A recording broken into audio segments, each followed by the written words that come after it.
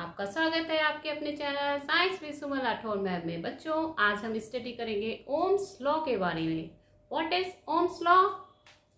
देखिए, if there is no change in physical state of the conductor, अगर कोई conductor है उसकी किसी भी फिजिकल स्टेट में, लाइक उसकी लेंथ या एरिया और टेम्परेचर, किसी में कोई चेंज नहीं किया जाता है, then the current flowing through it, तो उस कंडक्टर में जो करंट फ्लो हो रही है is directly proportional to the potential difference across the ends. उसकी एंड्स के बीच में जो पोटेंशियल डिफरेंस है उसके डायरेक्टली प्रोपोर्शनल होगा। Suppose this is a wire having I current is flowing in this wire and the potential difference across its end is V, then V always directly proportional to the current flowing in the wire। ठीक है, आई clear हुआ क्या? If there is no change in physical state, अगर physical state में कोई change नहीं है, उस वायर की लेंथ चेंज नहीं की है, उसका एरिया नहीं चेंज करे, उसका टेम्परेचर जो है उस टाइम कांस्टेंट रहे, इन दैट केस उसमें जो करंट फ्लो हो रही है that will be directly proportional to the potential difference across its end. उसमें जो पोटेंशियल डिफरेंस है और उसमें जो करंट फ्लो हो रही है आपस में डायरेक्टली प्रोपोर्शनल होंगे। If we increase potential difference then the current flowing in that wire will be increased. If we double it, then current also be doubled. If we half it, then current also be halved. Okay? तो ये clear हुआ? Potential difference किसके proportional हुआ? Current के in that conductor. Okay? अब we can write it also like this. V is equal to RI. Proportional हटाया, उसकी जगह हमने एक कांस्टेंट लगा दिया. That constant is R. R is known as resistance of that wire. What is this? R is resistance. R is resistance of that wire. Then V is equal to RI. This is Ohm's law. V is equal to IR or RI. Okay. Now we make a circuit here, जिससे आपको और clear होता है। देखिए, हमने एक circuit draw किया है, एक रेजिस्टेंस वायर लिया हुआ है, उसमें एक वोल्टमीटर लगा दिया है और इधर एमीटर को कनेक्ट कर दिया है। दिस इज अ की, एक बैटरी अटैच की है और ये दिस इज अ रिहोस्टेट। ठीक है, तो इसमें इस वायर में हम करके देखते हैं experimentally. If we increase the current in that wire then voltage will be changed. Okay, according to Ohm's law V proportional to I. अगर ये सर्किट Ohm's law को फॉलो करेगा तो if we draw a graph between A and B, current और voltage के बीच में हम एक ग्राफ ड्रॉ करेंगे। अगर वोल्टेज करंट के डायरेक्टली प्रोपोर्शनल है तो ग्राफ कैसा आएगा? Straight line. Okay, otherwise it will be curved. ठीक है, तो एक्सपेरिमेंटली हम लैब में इसको कर सकते हैं। इस तरह से एक सर्किट ड्रॉ कर, सर्किट बनाएंगे, एक वोल्टमीटर अटैच करेंगे, आर्मीचर अटैच करेंगे, इधर बैटरी लगा दी, ये की है और दिस इज रिहोस्टेट। तो हम जो है करंट की वैल्यू चेंज करते जाएंगे और वोल्टेज की वैल्यू मेजर करते जाएंगे। ठीक है, क्लियर हुआ? करंट की वैल्यू चेंज की, यहाँ से अमीटर से करंट की वैल्यू नोट की और उसके अकॉर्डिंग वोल्टेज जो है चेंज हो रही है, उसको यहाँ से रीडिंग को हमने नोट किया। Then we draw a graph between A and V. V और आई के बीच में हम ग्राफ अगर ड्रॉ करते हैं, सपोज इधर वोल्टेज एक्स एक्सिस पे और वाई एक्सिस पे हमने करंट की रीडिंग्स ली हैं, तो इसका ग्राफ कैसा आएगा? इफ दिस ग्राफ इज इस तरह से straight line, then we can say this circuit follows Ohm's law. V is directly proportional to I। लेकिन उसके लिए कुछ कंडीशंस हैं। There is no change in physical state, physical states में change नहीं होना चाहिए, तभी ये सर्किट, ये कंडक्टर जो है ओम्स लॉ को फॉलो करेगा। Physical state that means wire की हमें लेंथ नहीं चेंज करनी है, उसका एरिया क्रॉस सेक्शन नहीं चेंज करना है, टेम्परेचर जो है कांस्टेंट रहना है। ठीक है, in that case this circuit will be follow the Ohm's law. Okay, तो इस तरह से प्रैक्टिकली हम इसको प्रूफ करके भी देख सकते हैं लैब्स में। अब हम इसको इरेज करते हैं। देखिए, हमने एक न्यूमेरिकल लिया हुआ है क्वेश्चन, इसको हम ओम्स लॉ से जो है सॉल्व करेंगे। किस तरह से, कोई सर्किट है, उसमें करंट कितनी फ्लो हो रही है, 2 एम्पियर। करंट कितनी फ्लो हो रही है, 2 ampere. Potential difference across the wire is 0.1 volt. Now यहाँ पर हमको रेजिस्टेंस फाइंड आउट करना है। What is the resistance of that wire. तो इसमें हम सिंपली ओम्स लॉ लगाएंगे। क्या, V is equal to I R. Okay, तो we can write it from Ohm's law V is equal to IR.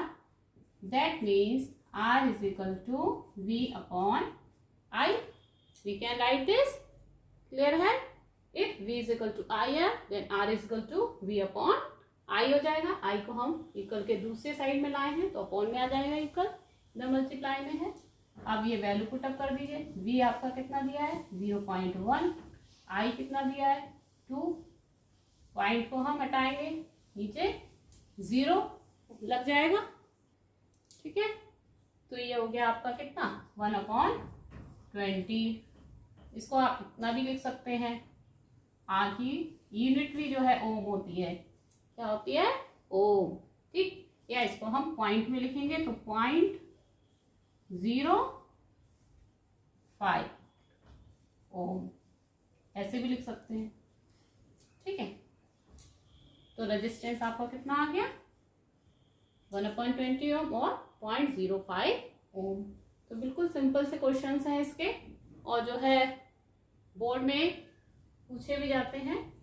Current flowing दिया है 2 ampere, potential difference दिया है 0.1 वोल्ट, और रेजिस्टेंस फाइंड आउट करना है। सिंपली ओम्स लॉ लगा दिया हमने, V is equal to I R, that means R is equal to V upon I। Value put up कर दी और ये जो है इसका आंसर आपका मिल गया। ठीक है, क्लियर हो गया। ओके, नेक्स्ट क्वेश्चन करते हैं।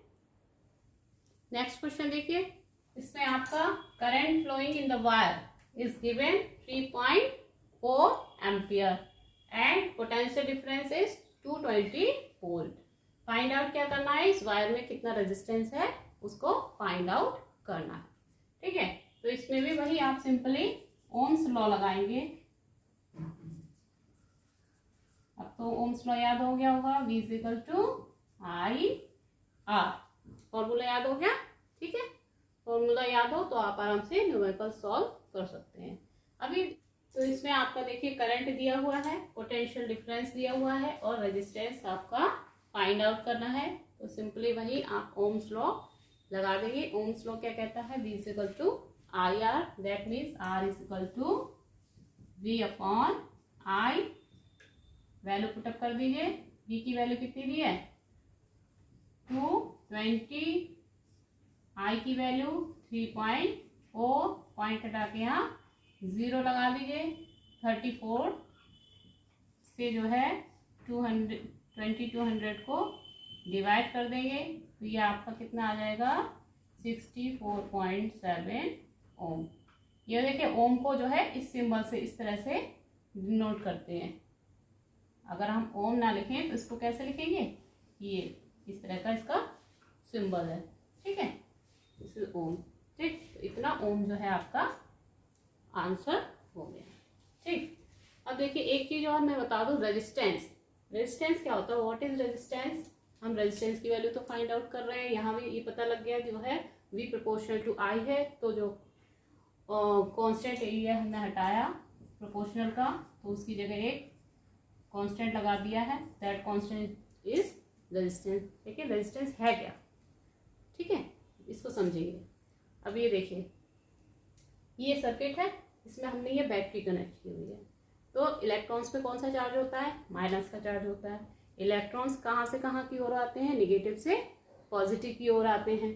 ठीक है, तो निगेटिव से पॉजिटिव की ओर आना, what is current, current is the flow of charges. तो इलेक्ट्रॉन्स निगेटिव से पॉजिटिव की ओर आए तो करंट का फ्लो किधर होगा, पॉजिटिव से निगेटिव की ओर। इलेक्ट्रॉन के चलने की डायरेक्शन के जस्ट अपोजिट, या फिर पॉजिटिव से निगेटिव की ओर।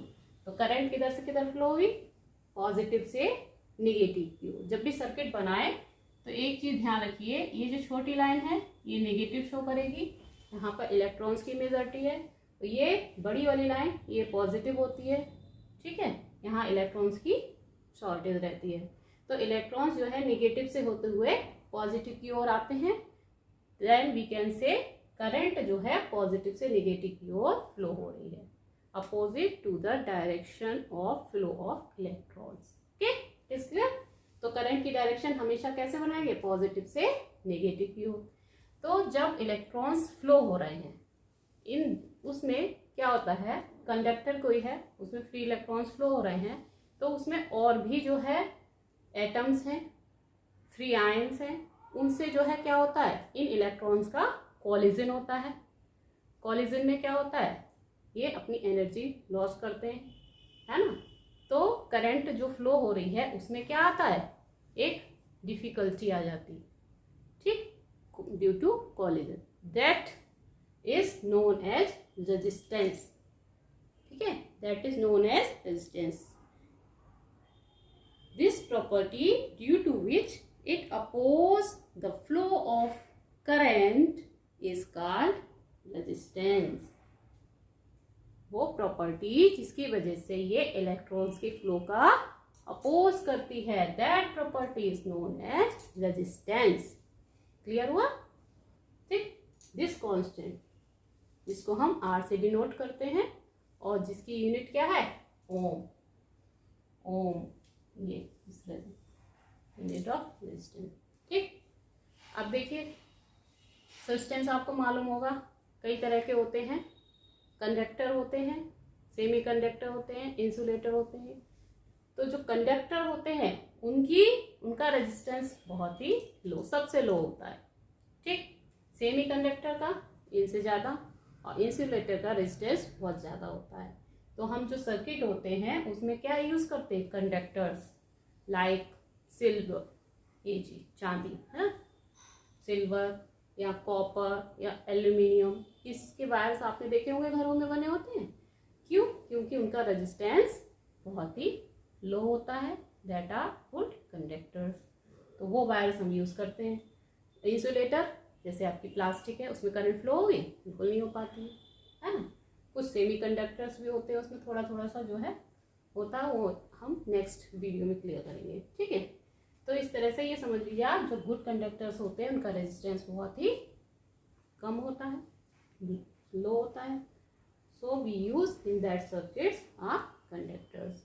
और गुड कंडक्टर्स भी जो है इस कंडीशन के अंतर्गत, कोई कंडीशन फिजिकल स्टेज में जो है कोई चेंज नहीं हो, मतलब उसकी लेंथ, वायर, टेम्परेचर उसमें कोई चेंज ना हो, तभी ओम्स लॉ को फॉलो करते हैं, ठीक। अगर उसका हमने टेम्परेचर इंक्रीज कर दिया, that in case we will not be proportional to the I, तो ये ओम्स लॉ को फॉलो नहीं करेगा। सर्टेन कंडीशंस में ही कंडक्टर्स जो है ओम्स लॉ को फॉलो करते हैं, ठीक है। तो ये जो है न्यूमेरिकल्स हमने कराया, इस तरह से और न्यूमेरिकल्स आप करके देखिएगा, ठीक है। और अगर मेरी वीडियो अच्छी लगी हो तो प्लीज़ लाइक ज़रूर करें और अपने फ्रेंड्स को शेयर करें, जिससे कि ये नॉलेज जो है ज़्यादा से ज़्यादा स्टूडेंट्स तक पहुँचे। और अगर हम मेरे चैनल पर नए हैं तो इसको प्लीज़ सब्सक्राइब करें और बेल आइकन प्रेस कर दें, जिससे नेक्स्ट वीडियो आप तक जल्दी से पहुँच जाए। Thank you.